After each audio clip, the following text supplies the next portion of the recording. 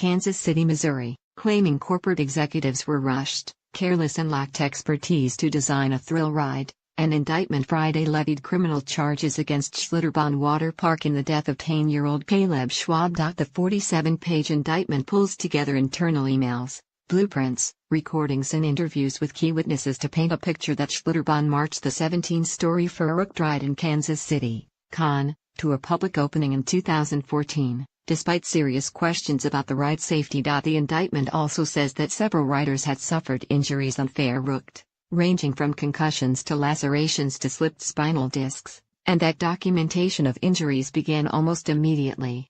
His child's death and the rapidly growing list of injuries were foreseeable and expected outcomes, the indictment said. Fairhook's designers and operators knew that Fairhook posed a substantial and unjustifiable risk of death or severe bodily harm. Caleb died on August 7, 2016, when, while going down Fairhook, his raft went airborne and he was decapitated by a metal hoop that supported a netting system atop the ride. He had been seated in the front. A director of operations, Tyler Austin Miles, has also been indicted. Miles, 29, surrendered to authorities on Friday and has been released on bond. Friday's indictment says that John Schooley, lead designer of Fairhook, possessed no engineering credential relevant to amusement ride design or safety. It also said that Jeff Henry, co-owner of Schlitterbahn, had no technical or engineering credentials. Henry, according to the indictment, concocted the Fairhook idea in 2012 to impress producers of Travel Channel's Extreme Water Park series. Despite the nature of experimental amusement park rides needing extensive geometric and structural engineering, Friday's indictment said that Henry rushed the timeline of Fairhook's construction and design. Email communications between Henry and Schooley were described in the indictment, and supported the allegation that Schlitterbahn accelerated the construction timeline of the attraction. Time is of the essence. No Time to Die, reads a December 14, 2012, email from Henry to Schooley. I have to micromanage this now. This is a design product for TV, absolutely cannot be anything else. Speed is 100% required. A floor a day. Tough schedule.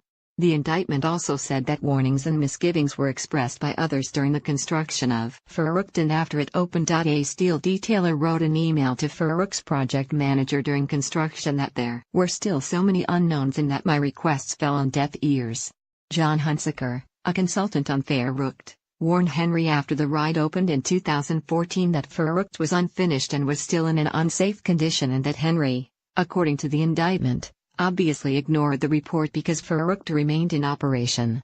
Winter Presapio, a spokeswoman for Schlitterbahn, did not immediately have a comment on the corporate indictment. But an earlier statement sent to the Kansas City Star after Miles was arrested said the company was shocked by the news and that Schlitterbahn took safety seriously.